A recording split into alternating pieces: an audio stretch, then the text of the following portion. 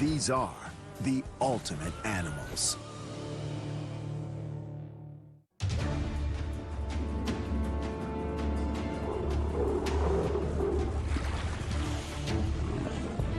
In Siberia, some bears have taken to living in tree nests like frightened birds. And it's all because of the biggest cat on Earth. You think of bears being the top of the food chain, but not where there's tigers. Tigers have been documented killing both black bears and brown bears where they coexist with them. But to get the upper paw on something as tough as a bear, the tiger must be a mixture of both stealth and size, cunning and execution, an animal in perfect balance.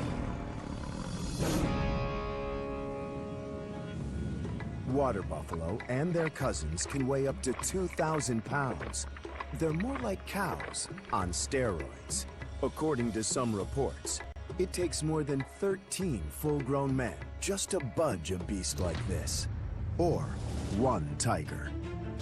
I think that really does highlight just how incredibly powerful these animals are in comparison to people. Much stronger than 13 men. In 2013, scientists looking into what makes this big cat so powerful did the first ever sequencing of a tiger's genome. What they found is that tigers have specific genes that have evolved to quickly turn the meat they eat into stronger, more powerful muscles. So that's the power, but where's the precision? Huge, 4-inch canines bite with deadly accuracy thanks to a surprising mechanism hidden inside the teeth. The canines are packed with sensitive nerve endings that actually feel like fingers. They're called mechanoreceptors, and they allow the tiger's teeth to find the perfect place for the quickest kill. Within milliseconds, they can perfectly position those canines to deliver that sinking bite. Tigers share about 95.6% of the same DNA as domestic cats. Of course, at up to 700 pounds, the tiger is no house cat. Which is not to say some people don't still try to own them. By some estimates, there are between 5,000 and 7,000 tigers and other big cats owned as pets in the United States alone, more than exist in the wild. Outside of India, the world's second largest population of tigers is in Texas. A lot of those tigers are in rescue sanctuaries, since most people come to realize apex predators don't make great pets.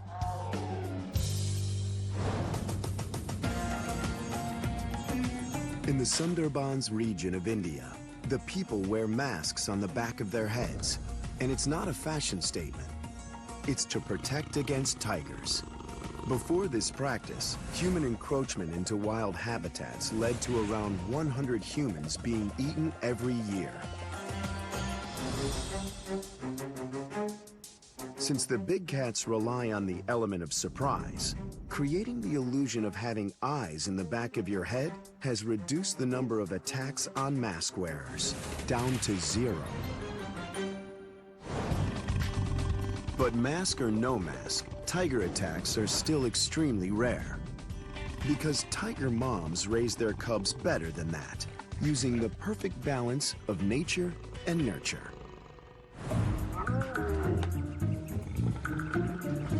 Tigers certainly aren't born man-eaters. Usually tigers will kill and selectively kill the prey that their mother teaches them to hunt. And so, to prey switch to people is a big jump, and usually you have to be pretty hard-pressed. But it is true that tigers need meat. If mom does her job right, and her cub makes it to adulthood, it will need 6,000 pounds of biomass a year to survive. For a human, that would be like eating 8 full porterhouse steaks every day for a whole year.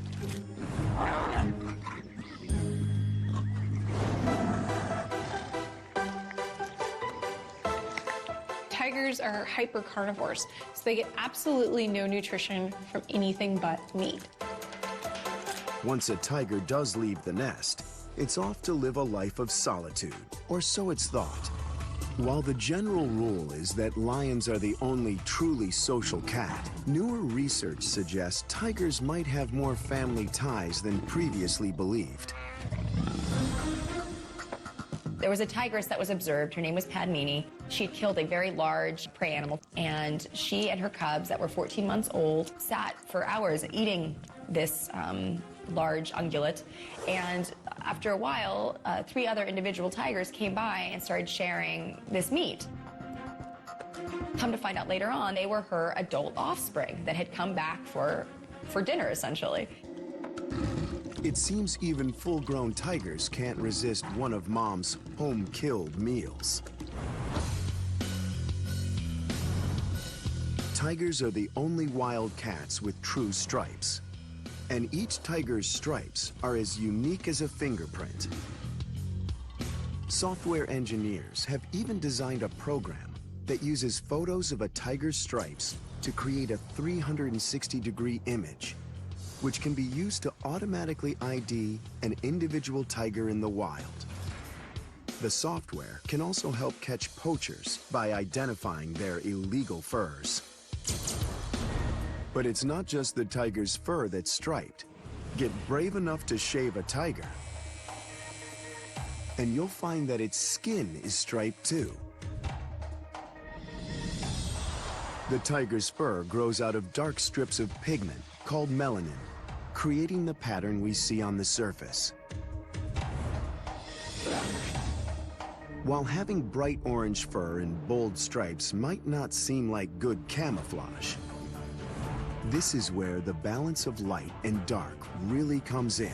Computer analysis shows that the stripes of a tiger are finely tuned to match the natural light and dark patterns of background foliage. It's amazing how quickly those stripes actually help that cat to melt into the background and help break up its outline. It clearly has such an incredible role in helping it to be an effective hunter. Also helping the tiger be an effective hunter, the perfect balance of both slow and fast.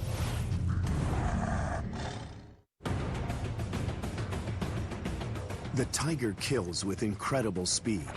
With the strongest bite of all the cats, it can clamp down on an animal's throat, suffocating it in seconds.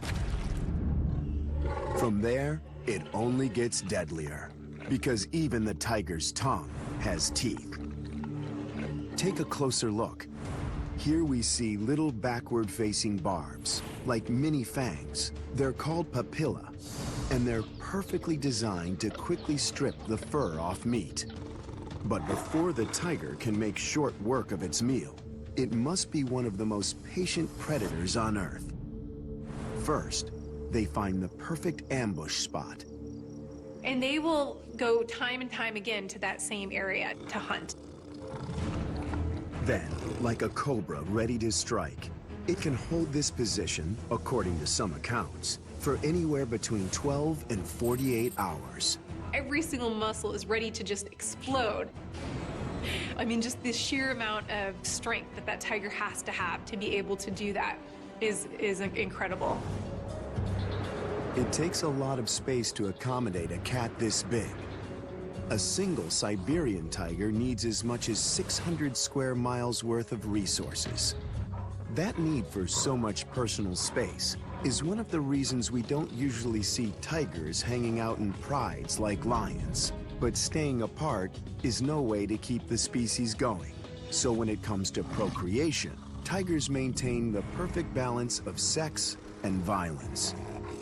Tigers are basically so solitary that the males and females, generally, it's only mating when they come across each other.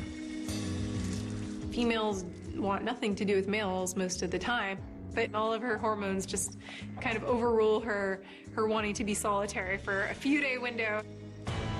During that window, the female will spray little pheromone-laced forget-me-nots wherever she roams, letting males know she's receptive. Male tigers can follow a female scent trail for miles, up to 18 miles in one night. But once two tigers finally find each other, it's all worth it. He will mate with her multiple times every day for several days in a row. And so they'll stay together, they may hunt together, they might feed together. They'll pretty much do everything together until she's no longer receptive anymore. And then all of a sudden, you know, she just will turn around and she'll swat him in the face. And then that's it. And then he has to get out of there.